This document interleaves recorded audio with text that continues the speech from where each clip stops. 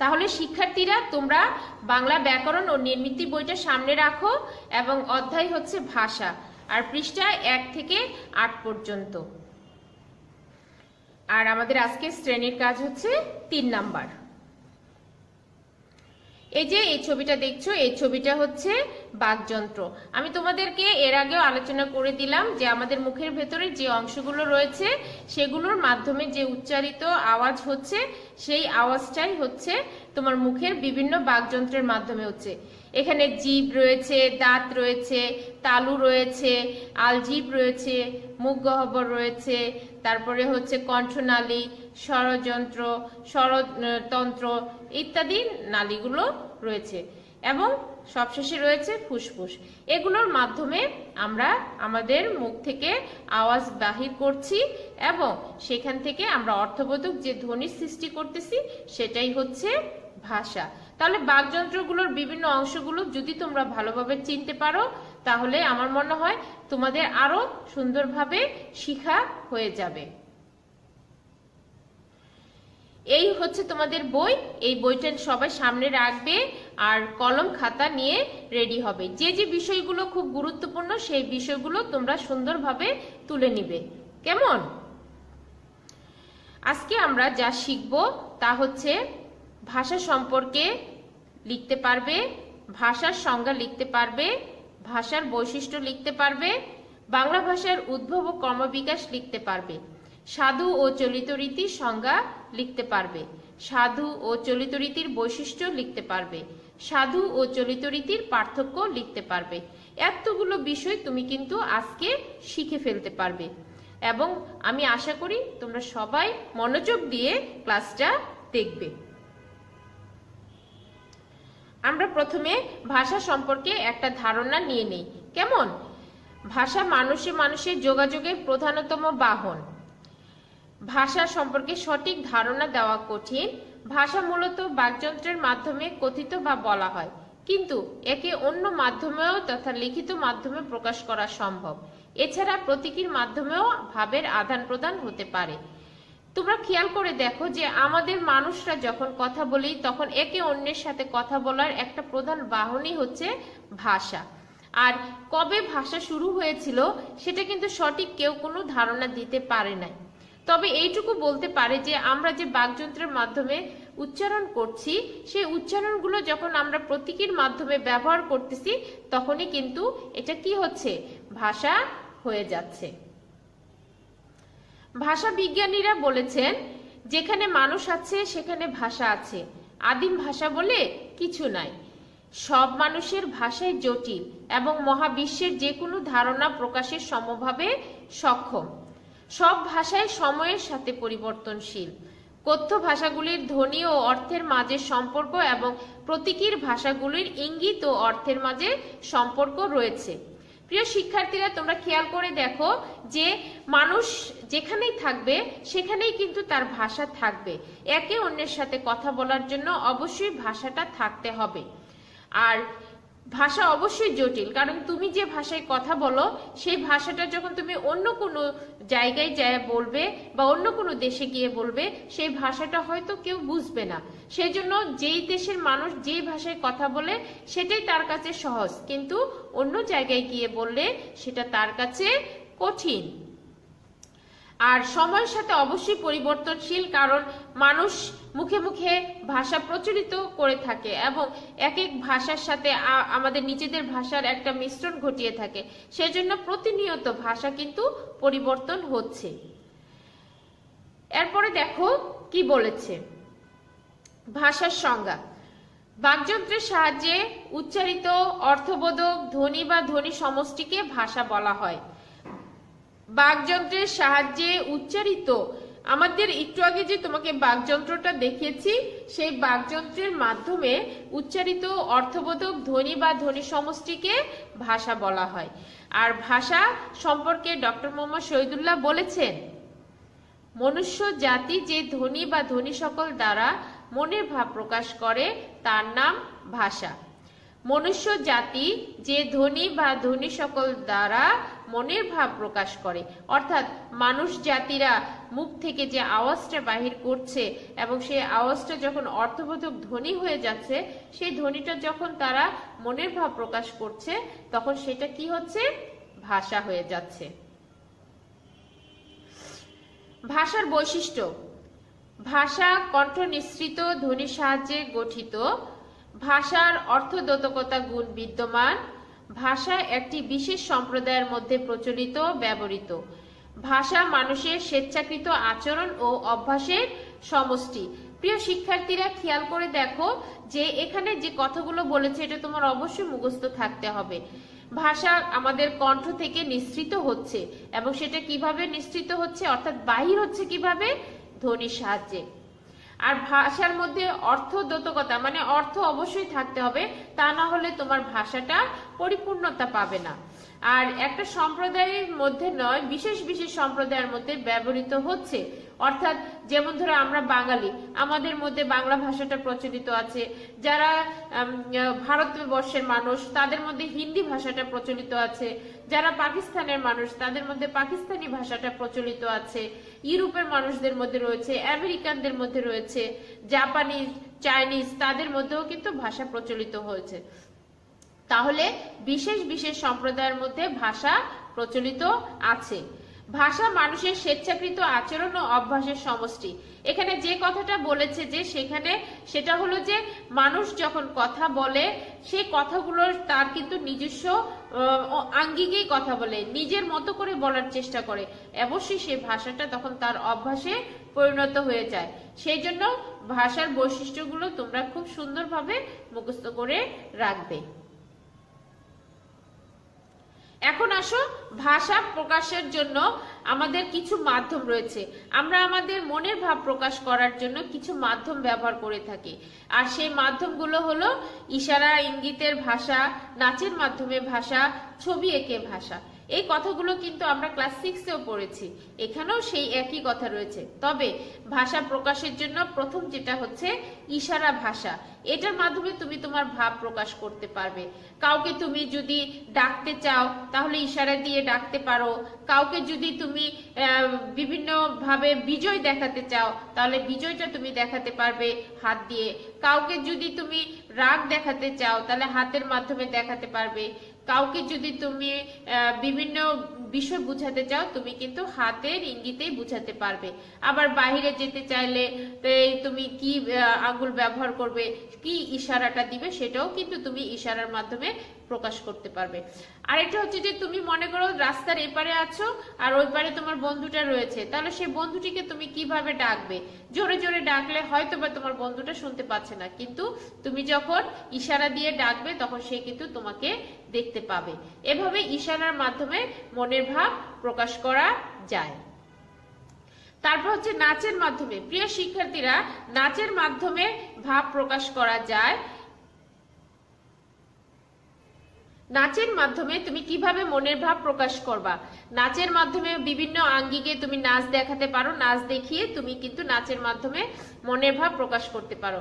প্রিয় শিক্ষার্থীরা, এটা কিন্তু তুমি বিভিন্ন নাচ যখন দেখতে যাও সেখানে তুমি খেয়াল করে দেখবে যে কখনো দেখা যায় যে কেউ রাগের নৃত্য করছে, কেউ খুশির নৃত্য করছে, কেউ বা বিজয় দিবসের নৃত্য করছে, কেউ বা বিভিন্ন 6টা ঋতুর দৃশ্য করতেছে ইত্যাদি। নাচের মাধ্যমে তারা প্রকাশ করে কখন কোন সময়টা কি প্রকাশ করতে চাচ্ছে। এভাবে নাচের মাধ্যমে কিন্তু মনের ভাব প্রকাশ করা যায়। তারপর হচ্ছে ছবি আঁকার মাধ্যমে। প্রিয় শিক্ষার্থীরা, খেয়াল করে দেখো যে এখানে দুটো ছবি আমি তোমাদের সামনে তুলে ধরেছি। তোমরা ভালো করে খেয়াল করে দেখো। প্রথম ছবিতে কি বুঝতে পারলে? এখানে একটা গ্রামের ছবি দেখানো হয়েছে, যেখানে একটি বালক বড়শি দিয়ে মাছ ধরছে, নদীতে নৌকা চলছে, পাশে একটা ছোট্ট গ্রাম দেখা যাচ্ছে। এই দৃশ্যটা দেখে বোঝা যাচ্ছে যে এটা একটা গ্রামের দৃশ্য। আর 2 নম্বর যে ছবিটা দেখছো সেই ছবিটা দেখে কি বুঝতে পারছো? এটা হচ্ছে আমাদের মুক্তিযুদ্ধের একটা ছবি। সে তার মনের আবেগ দিয়ে এই যুদ্ধের ছবিটা এঁকেছে। এ থেকে বোঝা যাচ্ছে যে সে কি বোঝাতে চেয়েছে, যে এর মাধ্যমে সে মুক্তিযুদ্ধকে প্রকাশ করার চেষ্টা করছে। পাকিস্তানদেরকে কিভাবে মুক্তিযোদ্ধারা হত্যা করেছিল, কিভাবে তাদের সাথে যুদ্ধ করেছিল, এই ছবির মাধ্যমে প্রকাশ করেছে। ঠিক তেমনও তোমরা কিন্তু যেমন ভোরবেলার ছবিটা এঁকে থাকো, সূর্যের ছবি এঁকে থাকো, চাঁদের ছবি এঁকে থাকো, এগুলোও কিন্তু মানুষের মনের ভাব প্রকাশের একটি মাধ্যম। এখন আসো আমরা বাংলা ভাষা নিয়ে কথা বলি। আমরা যেহেতু বাঙালি, আমাদের মাতৃভাষা হচ্ছে বাংলা, এই বাংলাটা নিয়ে আমাদের কিছু কথা থাকতে পারে এবং এই বাংলাটা নিয়ে আমরা কিছু কথা বলি। আমরা কিভাবে বাংলায় কথা বলছি, কিভাবে বাংলা ভাষাটা আসলো, এটা আমাদের সকলেরই জানা দরকার। সেজন্য প্রথমে আমরা জানবো বাংলা ভাষা কাকে বলে। বাঙালি সংস্কৃতির অধিকারী বাঙালি জাতি যে ভাষায় তাদের মনের ভাব প্রকাশ করে সেটি হলো বাংলা ভাষা। ভাষাভাষী জনসংখ্যার দিক থেকে বাংলা পৃথিবীর চতুর্থ বৃহত্তম মাতৃভাষা। বর্তমানে বাংলা ভাষাভাষী জনসংখ্যার প্রায় 24 কোটি। বাংলা ভাষাভাষীরা থাকে কোথায়? আমরা বর্তমানে জানি যে আমরা বাঙালি, কিন্তু তাছাড়াও বাঙালিরা কিছু কিছু দেশে রয়েছে। যেমন ধরো বাংলাদেশে রয়েছে, ভারতের পশ্চিমবঙ্গে রয়েছে এবং ভারতের ত্রিপুরা, উড়িষ্যা, বিহার ও আসামের কিছু অংশে রয়েছে। তবে এখন প্রবাসী বাংলাদেশি ও প্রবাসী ভারতীয় বাঙালিদের কল্যাণে পৃথিবীর অনেক জায়গাতেই বাংলা ভাষাভাষী মানুষ থাকে। তোমরা বুঝতে পারলে তো বিষয়টা? বাংলা ভাষাভাষীরা থাকে কোথায়? বাংলাদেশ, ভারত, ত্রিপুরা, উড়িষ্যা, বিহার ও আসামের কিছু অংশে। আর যেহেতু এখন আমাদের বাংলাদেশে প্রচুর বিদেশি লোক বসবাস করে, সেই জন্য আমাদের এখানেও সেই কল্যাণে আমাদের বাংলাদেশিরাও কিন্তু বিদেশে বসবাস করে, তারা কিন্তু ওখানে বাংলায় কথা বলছে। এভাবে দেখা যাচ্ছে পুরো বিশ্ব জুড়ে আমাদের বাংলা ভাষাভাষী লোকদের অবস্থান রয়েছে। বাংলা ভাষাটা আসলো কিভাবে সেটার একটু আগে থেকে আমাদের জানা দরকার, তাহলে অনেকখানি ভালো হয়। কারণ কিভাবে বাংলা ভাষাটা আসলো, কেন বললো 650 খ্রিস্টাব্দে বাংলা ভাষাটার উৎপন্ন হয়েছে, উদ্ভব ঘটেছে, সেটা জানা দরকার। তো প্রথমত ধরা হয় যে আমাদের বাংলার যে গোড়াটা সেটা হচ্ছে ইন্দো ইউরোপীয় ভাষা। ইন্দো ইউরোপীয় ভাষা থেকে দুটো ভাষা বিভক্ত হয়ে যায়, একটা হচ্ছে কেন্তম, একটা হচ্ছে শতম। শতমটা 3500 খ্রিস্টাব্দের পূর্বে হয়েছিল, আর সেই শতম থেকে শুরু করে আজ বাংলা ভাষা পর্যন্ত আমাদের চলে আসছে। তো শতম থেকে প্রথমে আমরা কয়েকটা অংশে ভাষার আবিষ্কার পাই, সেটা হচ্ছে আলবানিক, আর্মানিক, বাল্টোস্লাভিক এবং আর্য ভাষা। আর্য ভাষাটা 2500 খ্রিস্টপূর্বে তৈরি হয়েছিল এবং সে আর্য ভাষা থেকে আস্তে আস্তে দুটো ভাগে আমরা পাই। তার মধ্যে একটা হচ্ছে দার্দি ইরানি, কিন্তু তারপরেও ভারতীয় একটা ভাষা চলে আসে, যে ভাষাটা 1500 থেকে 1200 খ্রিস্টপূর্ব পর্যন্ত চলে। সেই ভারতীয় ভাষাটাকে আবার দুই অংশে ভাগ করা হয়, এক হচ্ছে বৈদিক আর একটা হচ্ছে তোমার প্রাচীন ভারতীয় আর্য।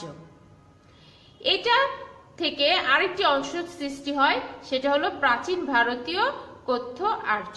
এই কথ্য আর্যটা আস্তে আস্তে দুই ভাগে বিভক্ত করা হয়ে থাকে। তার মধ্যে একটা ভাগ চলে যায় সংস্কৃত খ্রিস্টপূর্ব 600 থেকে 500 খ্রিস্টপূর্ব পর্যন্ত, আর সেখান থেকে আরেকটা অংশ চলে আসে প্রাচীন উদিচ্য, প্রাচীন সৌরভ শ্রেণী, অশোক লিপির ভাষা, পালি এবং প্রাচীন প্রাচ্য, যেটা 400 খ্রিস্টপূর্বে তৈরি হয়েছিল, আবিষ্কার করেছিল মানুষ।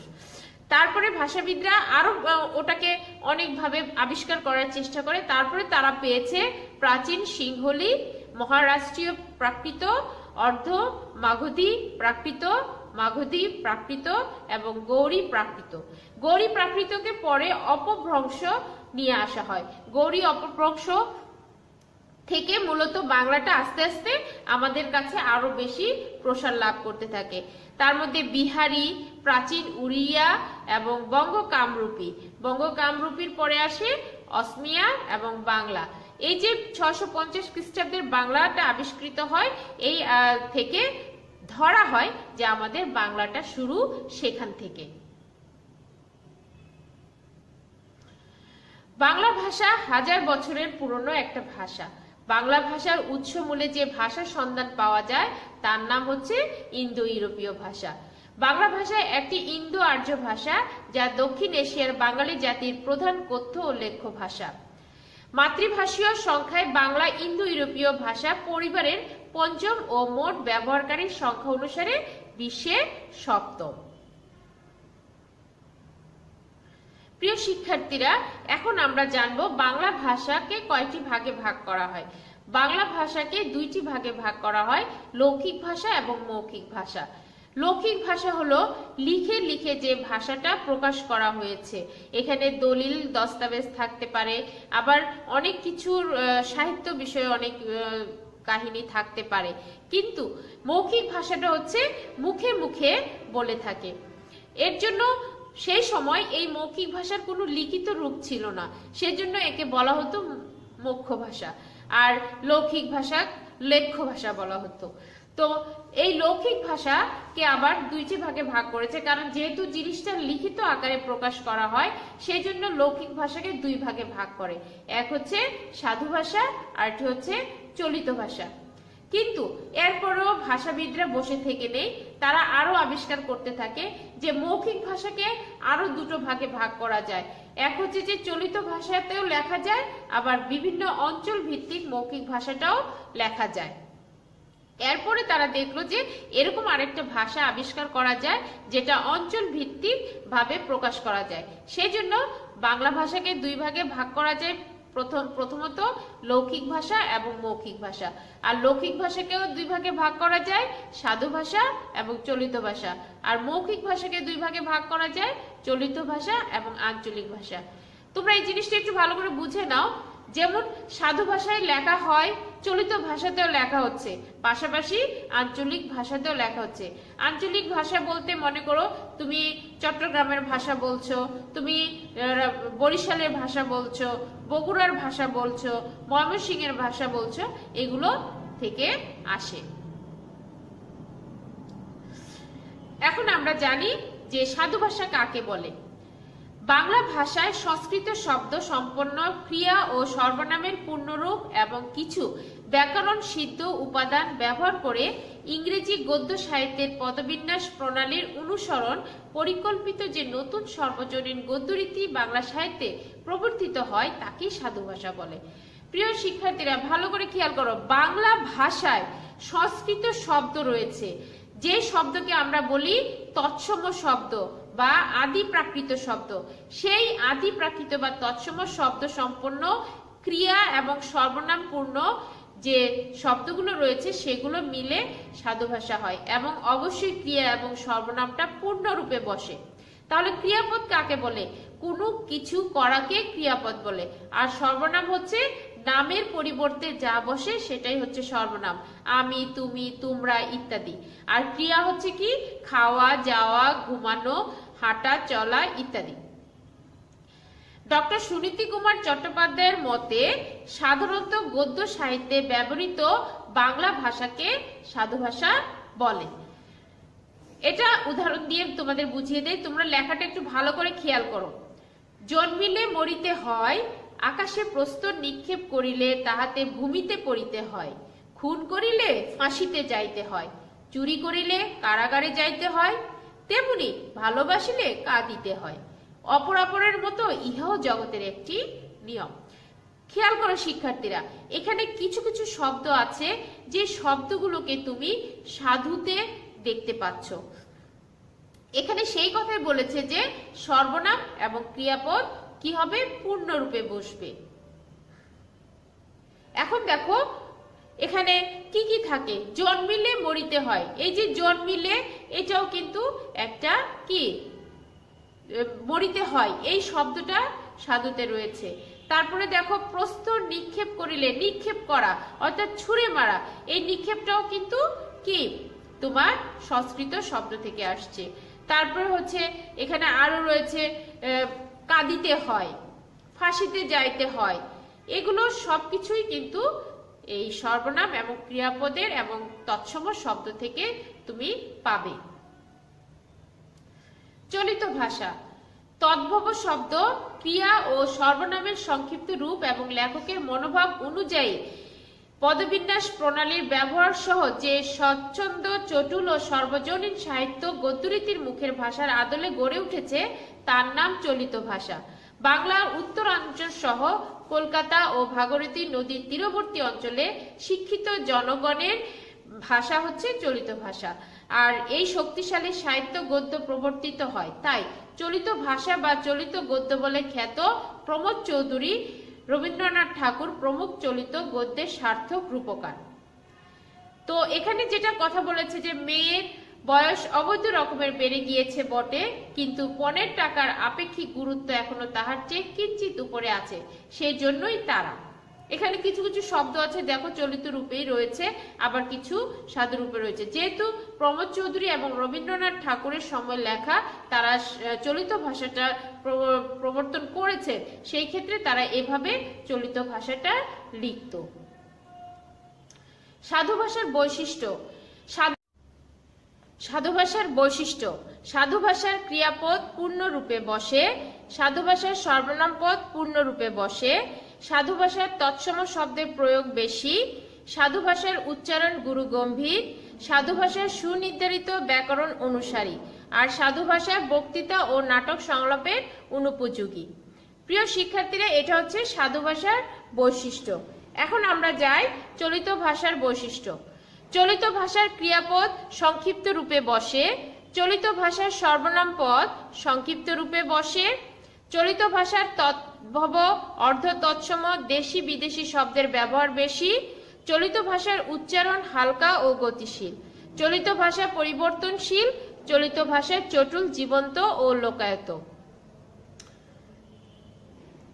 তোমরা একটু সাধু ভাষার বৈশিষ্ট্যটা দেখে নাও। এখানে যে কথাটা বলা হয়েছে যে ক্রিয়াপদ পূর্ণরূপে বসে, সর্বনাম পদ পূর্ণরূপে বসে। একটু আগেও তোমাদের যে উদাহরণটা দেখিয়েছি সেখানে ভালো করে দেখেছো যে ক্রিয়াপদ কিভাবে পূর্ণরূপে বসে। আর সাধু ভাষার তৎসম শব্দের প্রয়োগ বেশি, সাধু ভাষায় তৎসম শব্দের প্রয়োগটা বেশি থাকবে। উচ্চারণ খুবই গাম্ভীর্যপূর্ণ হবে, আস্তে ধীরে বলবে এবং খুব ভারী গলায় বলতে হবে। আর সুনির্ধারিত ব্যাকরণ অনুসারী হয়ে থাকে। সাধু ভাষা বক্তৃতা ও নাট্য সংলাপে অনুপযোগী। যেহেতু বক্তৃতা জনসাধারণের সামনে দিতে হয়, সেই ক্ষেত্রে বক্তৃতাটা তোমার এভাবে সাধু ভাষায় বললে হয়তো অনেকে বুঝতে পারবে না। আর বক্তৃতা নাট্য সংলাপে ও নাটকে দেওয়া হয় না, কারণ নাটক তো সবাই দেখে, সেই ক্ষেত্রে নাটকের ক্ষেত্রে এই সংলাপটা ব্যবহার করা হয় না, যেন সবাই বুঝতে পারে, সেই জন্য সহজভাবে করা হয়। আর চলিত ভাষার মধ্যে তোমার ক্রিয়াপদ, সর্বনাম পদ সংক্ষিপ্ত রূপে থাকবে, আর এখানে তৎসম শব্দটা বাদ যাবে, তদ্ভব, অর্ধ তৎসম, দেশি বিদেশি শব্দের ব্যবহার বেশি থাকবে। আর যখন তুমি উচ্চারণ করবে খুব নির্বিঘ্নে সহজভাবে উচ্চারণ করতে পারবে, এবং এটা অবশ্যই তুমি দ্রুত কথা বলতে পারবে, যেটা সাধু ভাষায় দ্রুত বলা হয় না। চলিত ভাষা পরিবর্তনশীল, তুমি যেভাবে পারো এটাকে পরিবর্তন করতে পারবে। চটুল, জীবন্ত এবং লোকায়ত এই চলিত ভাষা। সাধু ও চলিত ভাষার মধ্যে পার্থক্য: সাধু ভাষার ক্রিয়াপদ পূর্ণরূপে বসে, আর চলিত ভাষার ক্রিয়াপদ সংক্ষিপ্ত রূপে বসে। সাধু ভাষার সর্বনাম পদ পূর্ণরূপে বসে, চলিত ভাষার সর্বনাম পদ সংক্ষিপ্ত রূপে বসে। সাধু ভাষার তৎসম শব্দের প্রয়োগ বেশি, চলিত ভাষার তদ্ভব, অর্ধ তৎসম, দেশি বিদেশি শব্দের ব্যবহার বেশি। সাধু ভাষার উচ্চারণ গুরু গম্ভীর, আর চলিত ভাষার উচ্চারণ হালকা ও গতিশীল। সাধু ভাষার সুনির্ধারিত ব্যাকরণ অনুসারী, চলিত ভাষা পরিবর্তনশীল। সাধু ভাষা বক্তৃতা ও নাটক সংলাপে অনুপযোগী, চলিত ভাষায় চটুল, জীবন্ত ও লোকায়ত। তোমরা এই সাধু এবং চলিত ভাষার পার্থক্যটা বাসায় মুখস্থ করে ফেলবে। এখন তোমাদেরকে আমি কিছু শ্রেণীর কাজ দিচ্ছি, তোমরা খুব তাড়াতাড়ি শ্রেণীর কাজটা করে ফেলবে, কেমন? ভাষা কাকে বলে? 2 নাম্বার হচ্ছে বাংলা ভাষার উৎসমূল কোনটি? 3 নাম্বার হচ্ছে বর্তমানে পৃথিবীতে কতটি ভাষা আছে? 4 নাম্বার হচ্ছে ভাষা কয় প্রকার? 5 নাম্বার হচ্ছে সাধু ভাষা কাকে বলে? 6 নাম্বার হচ্ছে বাংলা ভাষার প্রাচীন লিখিত রূপ কোনটি? বাংলা ভাষার প্রাচীন লিখিত রূপ কোনটি? প্রিয় শিক্ষার্থীরা, তোমরা সবাই এই লেখাগুলো সুন্দরভাবে উত্তর খাতায় লিখে ফেলবে।